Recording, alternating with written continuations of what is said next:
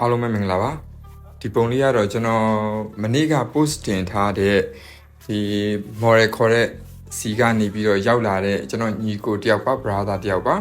သူကကျွန်တော်ပြလာတဲ့ပုံတွေတဲကဒီ Joker ပုံလေးကိုသူရွေးတယ်ခင်ဗျကျွန်တော်လည်းအကောင်းဆုံးတော့ကျွန်တော်စူးစမ်းပြီးတော့ရေးပေးထားပါတယ်ကျွန်တော် model ခေါ်တယ်စီးဘူးအဖိုးနဲ့ယူတယ်ဆိုပြီးတော့ကျွန်တော်လက်ရာကိုဖြစ်တယ်လို့ကျွန်တော်မလုပ်ထားပါဘူးကျွန်တော်အကောင်းဆုံးရေးသားပေးထားပါတယ်ဆိုတော့ကျွန်တော်တို့ဒီပုံလေးကိုကျွန်တော်တို့မြင်ရတဲ့လောက်လေးတစ်ချက်ကြည့်ကြအောင်စကားပြောတာလေဗျာပြောနေကြမဟုတ်တော့အမှားမှားယွင်းနေပါတယ်ဒီခံခွင့်ပေးပါဒါကတော့အခုကျွန်တော်စီးဘူးအဖိုးနဲ့ရေးပေးထားတဲ့ပုံလေးပါဒီ brother လေးကြိုက်မယ်လို့မျှော်လင့်ပါတယ်အခုနောက်ထပ်ဒီလိုမျိုးပုံအလန်းလေးတွေကိုရကျင်တဲ့ညီကိုတွေညီမတွေရှိလို့ရှိရင်ကျွန်တော်ကိုဆက်သွယ်ပြီးတော့မေးမြန်းနိုင်ပါတယ်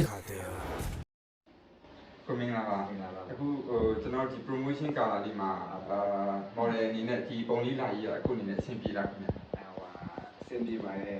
စေတာလည်းကောင်းတယ်လက်ရလည်းတော်တော်လေးကိုသိရတယ်ဆိုတော့အဆင်ပြေပါတယ်ဟုတ်ကဲ့ကျေးဇူးပါခင်ဗျာတကယ်လို့တကယ်ချင်းနေရှိလို့ရှိရင်လည်းကျွန်တော်ဒီမိတ်ဆက်ပေးပါအောင်ကျွန်တော် model ရေးခြင်းကျွန်တော်အားလုံးကညွှန်ပေးပါမယ် TikTok ကနေလည်းကျွန်တော်ကြော်ကြပေးပါဟုတ်ကဲ့ပါကျေးဇူးတင်ပါတယ်ခင်ဗျာဟုတ်ကဲ့